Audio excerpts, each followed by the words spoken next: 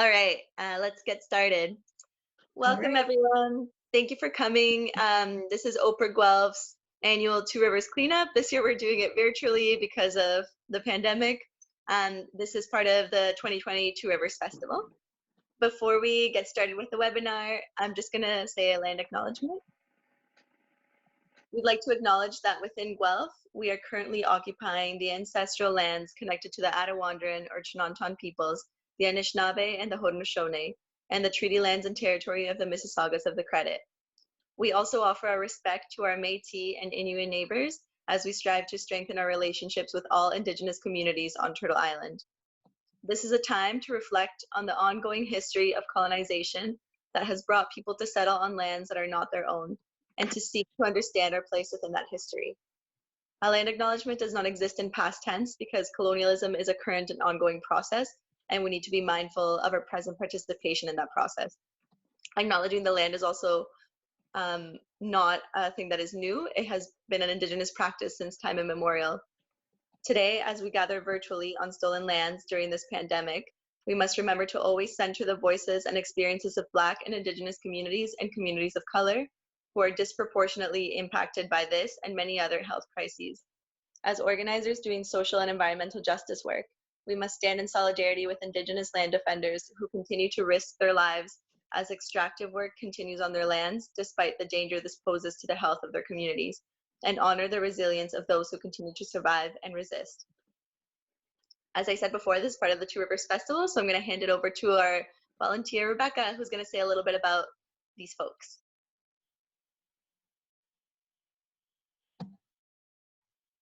Hi, thank you for attending this event. And I also just want to give a big thank you to Mandy for hosting this, Mandy from OPIRG, and then Natalie and Kieran. And so I'm a volunteer for Wellington Water Watchers, and this year we have put together this festival, and we've done an online version of the because of the social distancing rules. And 2 Rivers Festival, as most of you may already know, it is to celebrate the Speed and Aramosa Rivers. And it is run completely by volunteers and put together by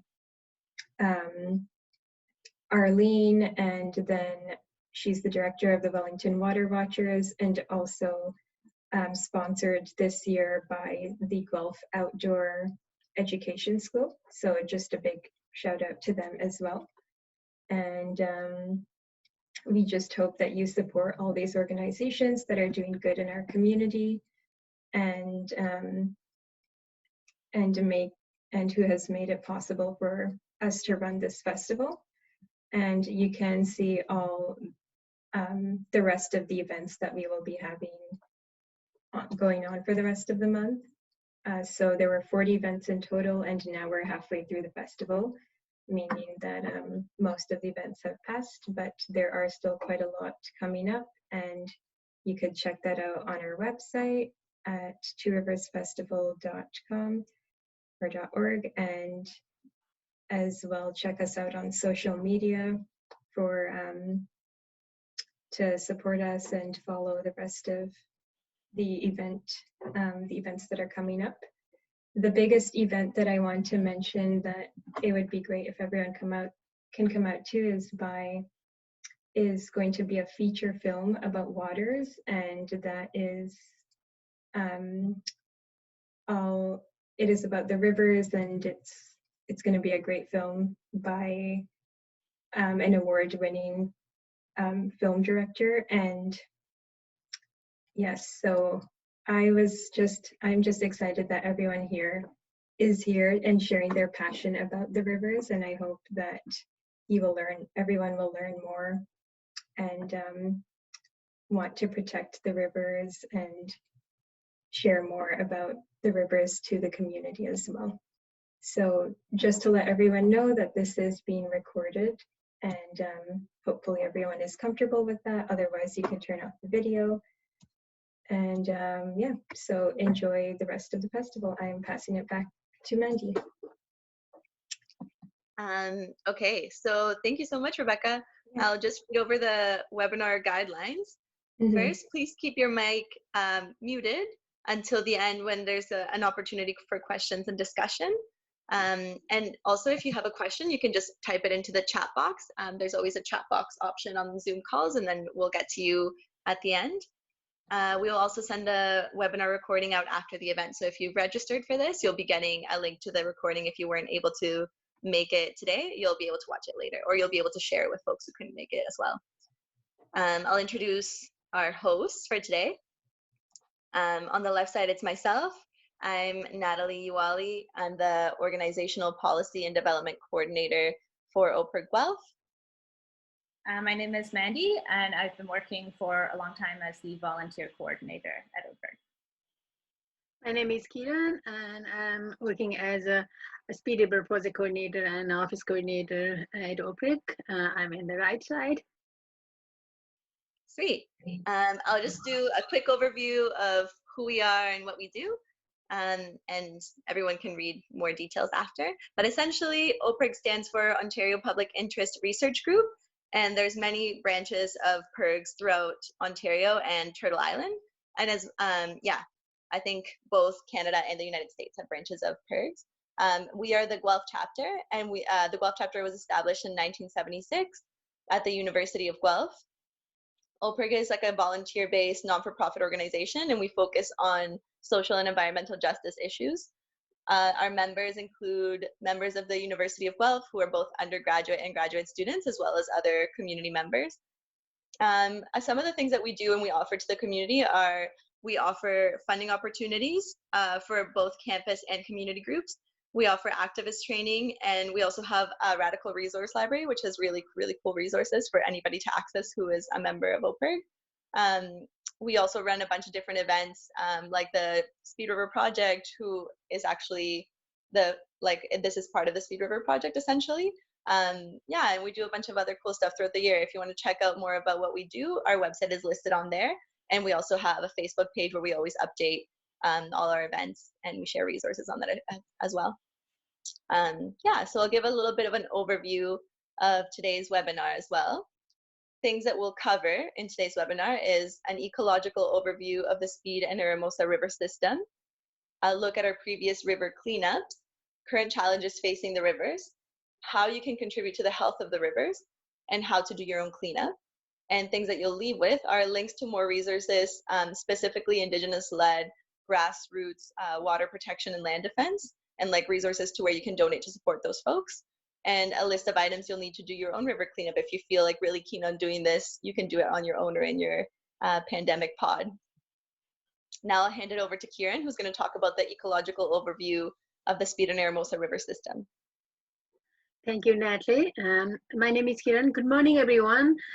Thanks for coming to this webinar. I'm here this morning briefly talk about the overview of an ecological overview of the Speed and Aramosa rivers and some river facts and overview of the 2 river cleanups. Guelph has two beautiful rivers, Speed and Aramosa. The heart of the Gulf is situated around the confluence of the Speed and Aramosa rivers. And this system is part of the Speed River subwater system, which empties into the Grand River and eventually flow into the Lake Erie. During the 1850, the first flood recorded in Guelph, it was big. And after that, early 1900s, sewer system was established in Guelph, and then garbage are used to dispose into the river banks at that time. In the year 1929, worst flood in Guelph after 60 years again. That's why the Grand River Conservation Commission was founded in 1934 to address the flooding concern in the Guelph. And in the year 1948, again, Grand River Conservation Authority was founded.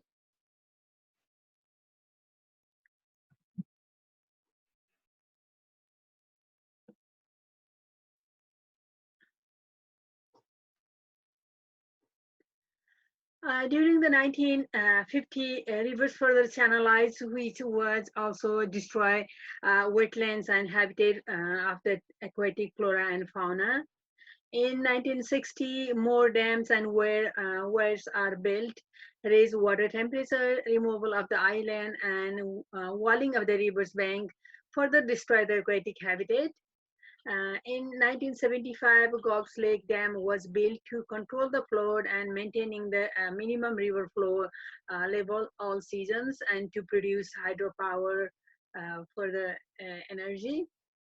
And during 1960s, riverbanks are controlled to use landfills because before they were used as a landfills.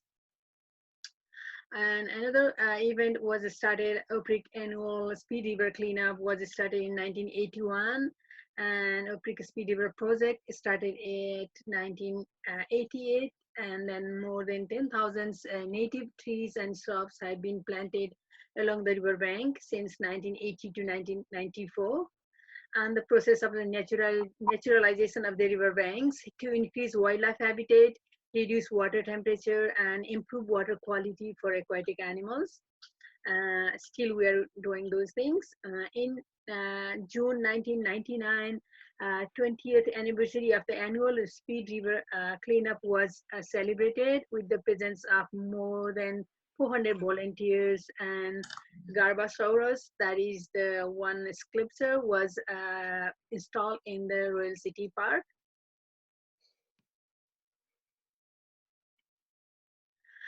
Here I have some facts of the Aramosa and Speed Rivers. The name Aramosa of one of the river of the territory now known as a Gulf, Ontario, was derived from the Mississauga or Animosa, possibly meaning black dog or dead dog or simply dog. As early as in the 19th century, the Aramosa River was used as a garbage disposal site. Our landfill of Guelph's York Road was operated on the bank of the Aramosa until it was closed in the early 1960s, when it was covered with the soil and transformed into park. We can still find some remainings of the household materials along the Aramosa river bank. Settlers used a limestone quarry from the bank of the Aramosa River to build dozens of mills and residential houses. This later provide problematic for the health of the river, and since then limestone has been reintroduced into the river. About 70,000 boulders was introduced into the rivers.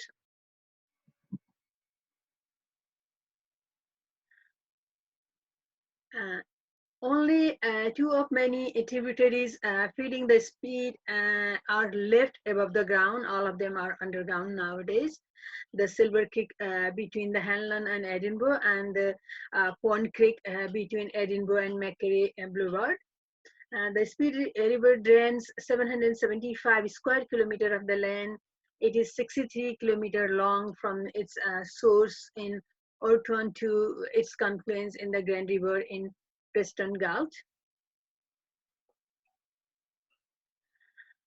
I'm giving here some overview of the 2Rivers cleanup. And the Guelph community has been coming together to participate in OPIRG Guelph annual Speed River cleanup since 1981. This year is our 41st anniversary of the Speed River cleanup, 2Rivers cleanup. And the main goals of the cleanup was to foster a sense of environmental stewardship of the Speed and Aramosa rivers, remove any visible waste from the rivers that is harmful to aquatic life, improve water quality, and to raise awareness of the impact of human activities on watershed.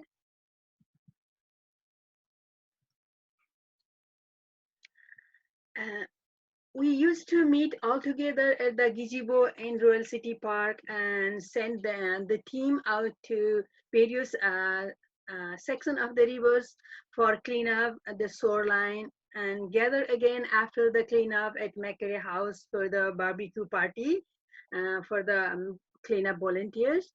Since 2010, post cleanup party at Macquarie House featuring for the free barbecue for cleanup participant, and that was discontinued, and simply we will have snacks and drinks usually. In year 2012, OPRAC teamed up with the 2Rivers festivals. This river festival, which grew out of our annual Speed River Cleanup and a Speed River project. Since then, our annual Speed River Cleanup renamed as a 2Rivers Cleanup, and we collaborated with the 2River festivals. In 2013, OPRAC did research and talked to experts about what really is best for OPRAC Gulf waterways. We discovered that big river cleanup was in fact not the best route.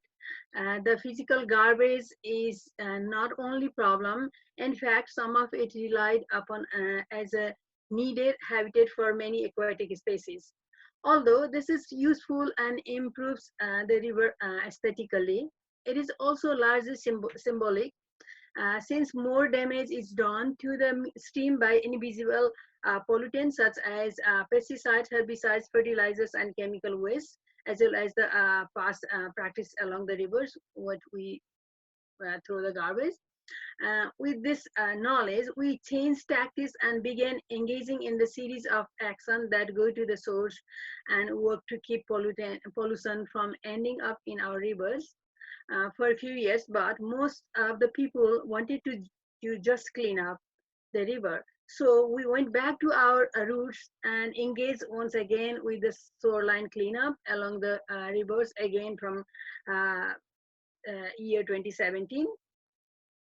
So we would like to request to join us, continue to take a deeper look at what is really means to clean up in the river, what we can do in our everyday lives to create change and keep our rivers healthy.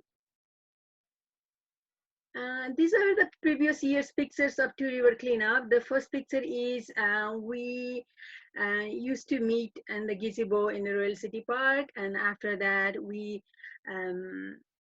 distribute to the river sections towards the rivers, and then the other one is like we come back with a cleanup and then share our discussion and our experience, and then we dispose the garbage with the city different from the what we brought from the river.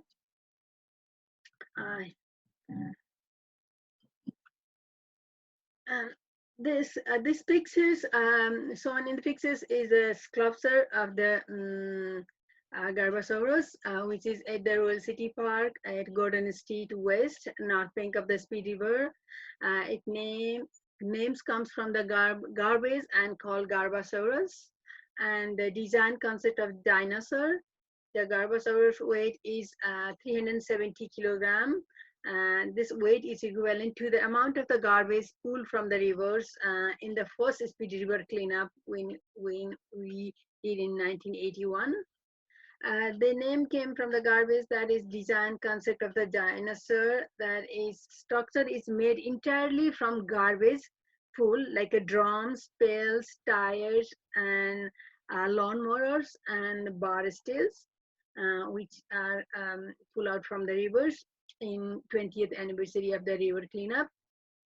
And the persons who make that is, his name is Greg Elliott.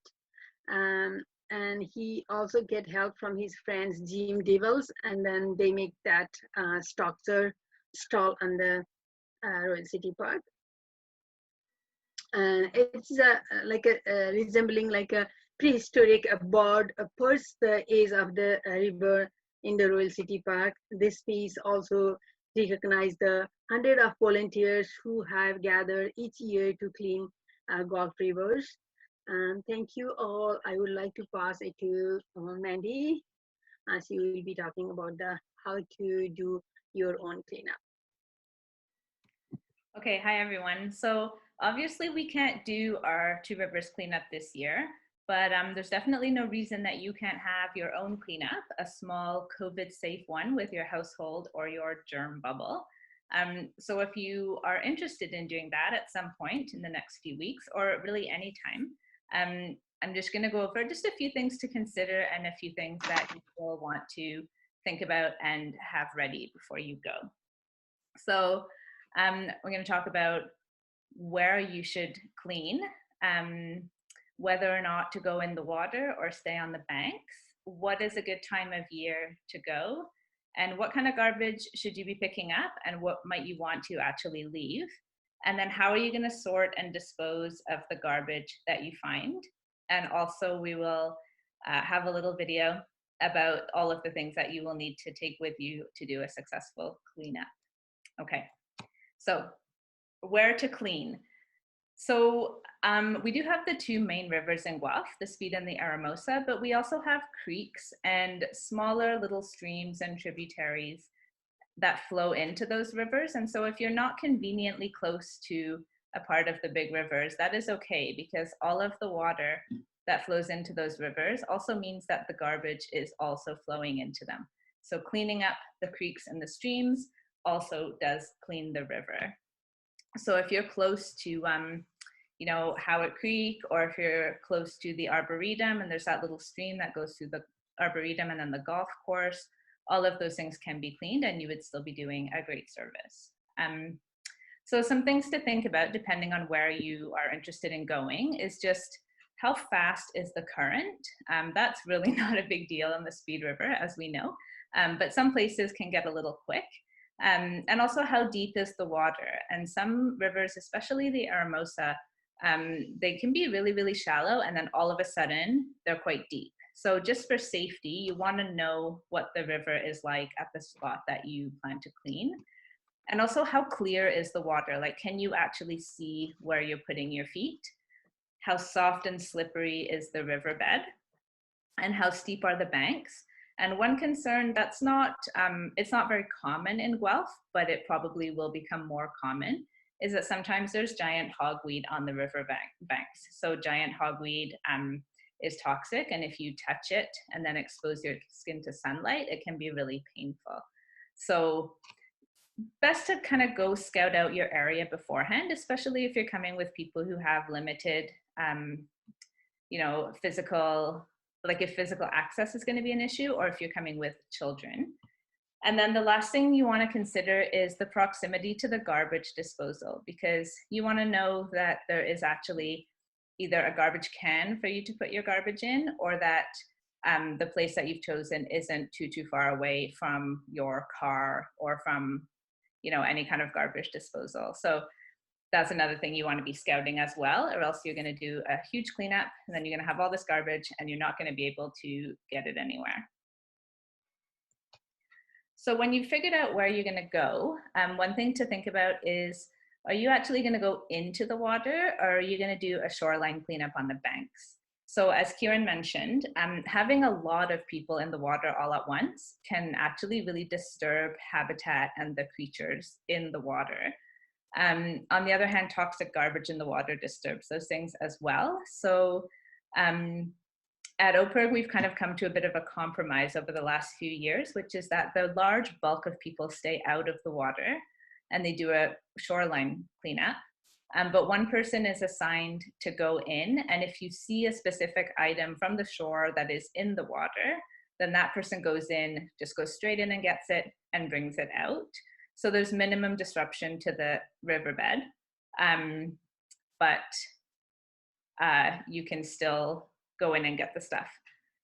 So it's good to remember too, everyone gets pretty excited about going into the water, but actually all the garbage on the banks and all of the toxins that are leaching from that garbage are going to end up in the water eventually. So taking it off the banks is definitely still having a good effect on the water. So all those things in mind, if you do decide to go into the water, just make sure that you're working your way upstream, because if you are in the water, it's very muddy in Guelph. The riverbeds are quite muddy. You're going to be disturbing all that, and then you're going to be clouding the water. So you want to be moving upstream so that you're not moving into your own murky, cloudy water that you can't see. Okay, so when should you go? So the obvious things to consider are the temperature of the air and the water. So the time of year that you go is important.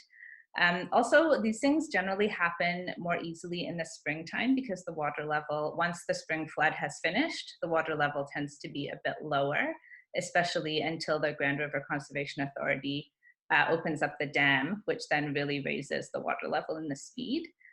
But spring is also a time when creatures are nesting and breeding, and there are a lot of young. So you need to also be really careful. So some things to think about are the height of the vegetation on the banks. So when the grasses are low, it's easier to see the garbage for one thing, but it's also easier to see ground nests. It's easier to see, you know, like very young animals, critters scurrying around. You're not gonna step on them or disturb their nests. And then of course the depth of the water, mainly because you don't wanna be swimming, but also the deeper the water is, the harder it is to see the garbage. So again, these are all things you can kind of assess when you do a little scouting mission to the area that you're considering. Okay, so what to pick up and what to leave behind. Some main thing to consider is it actually bad for the river? So does it leach toxins? Like, is it rusty? Is it paint? Or is it inert, like glass or brick? If it's inert, is it like an eyesore? Is it detracting from the love that people might feel towards the river? Or is it okay to leave it? Because a lot of the time, things in the river are actually habitat. And as Kieran mentioned, when all the limestone got removed, the riverbed became really flat, and you know, there was no like rocks in there. There was not a lot of things that could catch little bits of vegetation, like forming pools and eddies. It doesn't really happen, and all of that reduces the different kinds of habitat that different creatures can live in. So we've actually removed in the past, we've picked up a glass bottle from the river and there's a snail living inside, you know? And so you don't want to throw that in the garbage because the snail is living there and it needs a place to live. And a glass bottle is not toxic to the river. So yeah, just consider those things when you're thinking about whether to put it in your garbage bag or just toss it back in. Other things which is more related to you is it heavy? Is it really hard to access, or is it unsafe to touch? So if you're unable to pick something up, you can call the city, let the city know what it is and very specifically where it is, and they will probably shortly be able to send someone to come and get it. They have equipment, they have, you know, they have more capacity to do that kind of thing. The other thing is that often along the riverbanks you will find syringes, and it is best to not pick those up. Oops. Okay, so the last thing, which is really important, especially these days, is that a lot of big piles of things along the riverbanks that may look like garbage to you may actually be an encampment or a pile of someone's belongings. So a lot of people in Guelph who are unhoused end up living in the woods along the rivers, and those things could be theirs, and they might be all that they have. So if you have any concern that it might belong to somebody, please just leave it there. And also, this should go without saying, but never call the police if you see an encampment in the woods while you're doing a cleanup. Okay, so now we have a video of all of the things that you will need to take with you if you are planning to do a cleanup on your own. Here we go.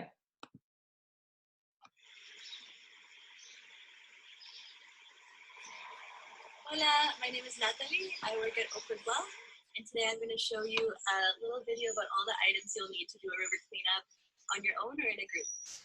The first item you'll need is a personal water bottle. You'll also need a snack. The next item are gloves, and you usually want gloves that are really thick so that the sharp items don't poke through and hurt you.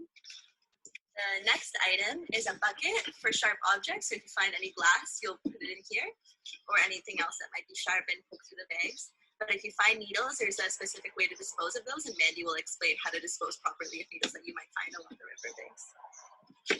The next items are bags, different kinds of bags for different garbage. So you'll have a clear bag, which is just for things that go in the garbage, the same way that you would sort garbage in your home.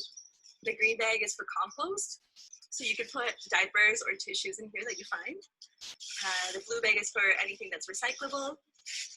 And then we have these fancy seed bags that you might not have access to because they're not so easily available. But if you do get your hands on one, it's really nice because you can put waterlogged things. that might be super wet and heavy in here, and this is really strong, so it won't break the bag, and also it'll let the water seep through. Another item that you'll need is like a piece of paper and a pen, just to keep track of, there might be garbage that might be too heavy for you to lift, so you can just keep track of where it's at and then ask the city to go pick it up. You can also write down the numbers of all the people in your crew if you're going in a group, just in case you find something really strange or you get separated and you don't know where each other are. It's nice to have each other's numbers. Another thing that's kind of fun that OPIRG made for going in groups is a cleanup bingo. It has just really cute things on it of things that you might find while you're doing a cleanup, like eggs or a crayfish or a dam, and then you check them off as you're finding them, and whoever finds the most wins, and you can have like a fun prize if you go in a group. Other items that you'll need are hip waders and rubber boots, and a lot of these are found at like thrift stores actually, or at Canadian Tire. And if you don't have hip waders or rubber boots, you could just wear shoes that you feel cozy with getting wet. So any sort of rubber boot, or just like even Docs, like what I'm wearing right now, but no open-toed shoes because there might be sharp things and you don't want to hurt your feet.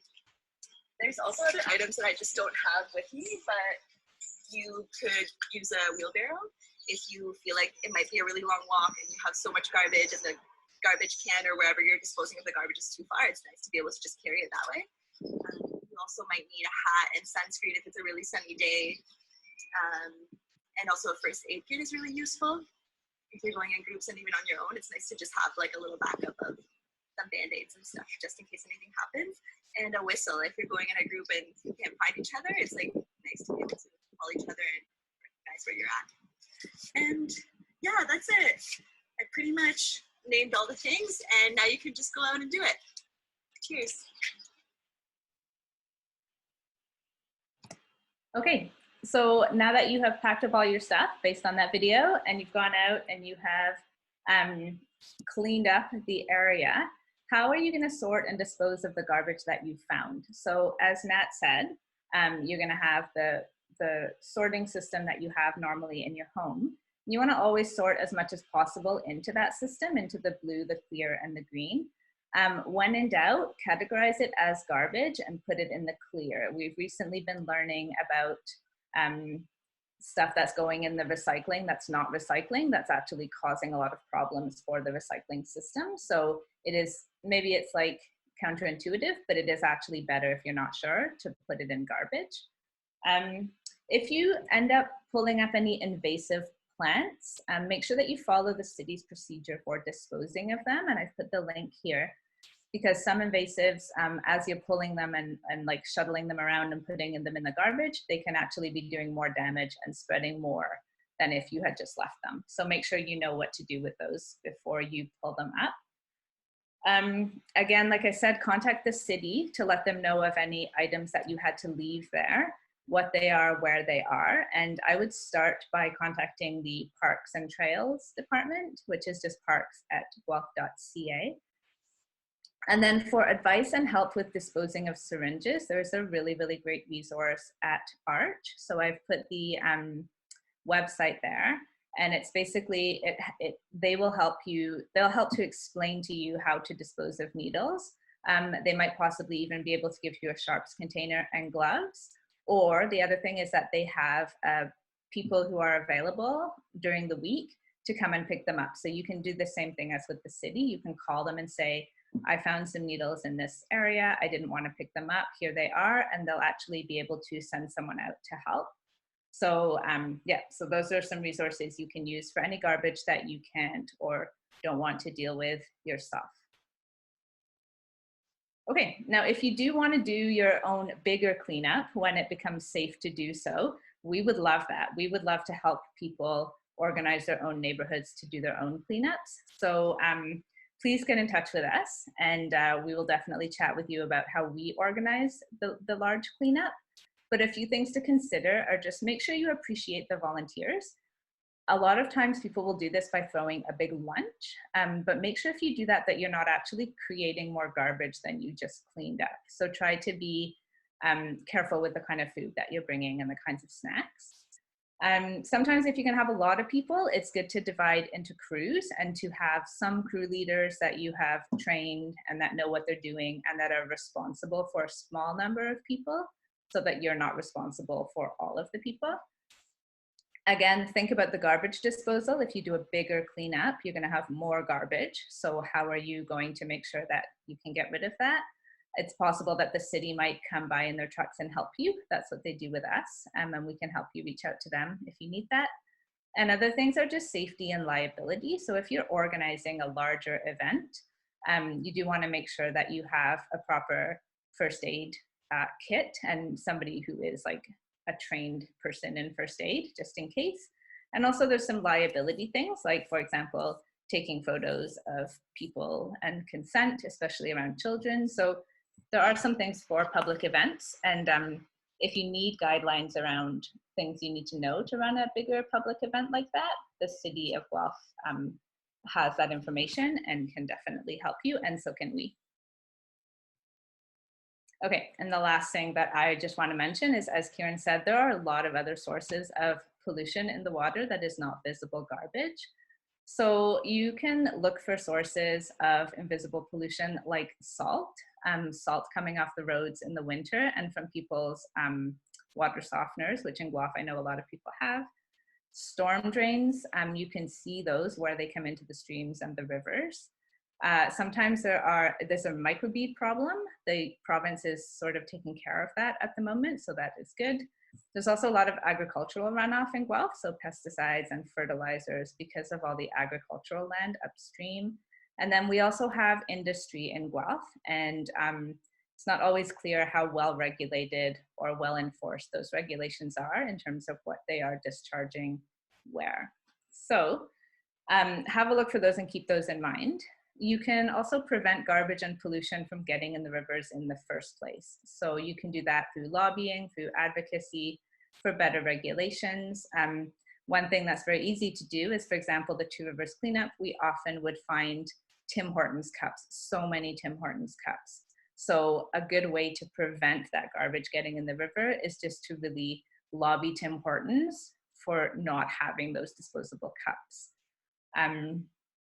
Another way to keep the river healthy is to plant trees. That keeps the soil healthy, and it also cools the water because increased water temperature is a real problem for aquatic biodiversity. You can remove the invasive species and plant native species in their place. And one last thing is that you can advocate for the removal of the cosmetic weirs and the dams that are no longer functional, because weirs and dams slow the river down, they warm up the water, and they make it really difficult for fish species to move up and down the river. So I know they do nice things, like they create fake lakes that we can kayak on, and they make it so that the river is kayakable, but they're actually really bad for the river, and that is something that you would need to advocate at the city level for. So you can incorporate a lot of that stuff into your actual garbage cleanup just by really paying attention to what is in the area of the river that you are cleaning. Okay, so I'm going to hand it off to Nat to talk a little bit more about the impacts of river pollution.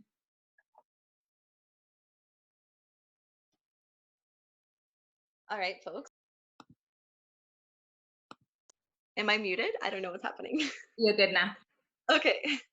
I'm going to talk a bit about environmental racism, and just generally, if folks don't know what that means, it's essentially the ways in which Black and Indigenous communities and communities of color are disproportionately impacted by environmental devastation.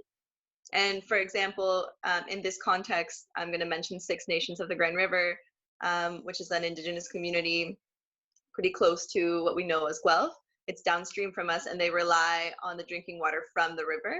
They're constantly under boil water advisory, which means that they cannot drink the water that comes out of their taps. They sometimes cannot even bathe in the water that comes out of their showers, so it's unsafe for any sort of use, even though all surrounding cities have access to safe, clean drinking water.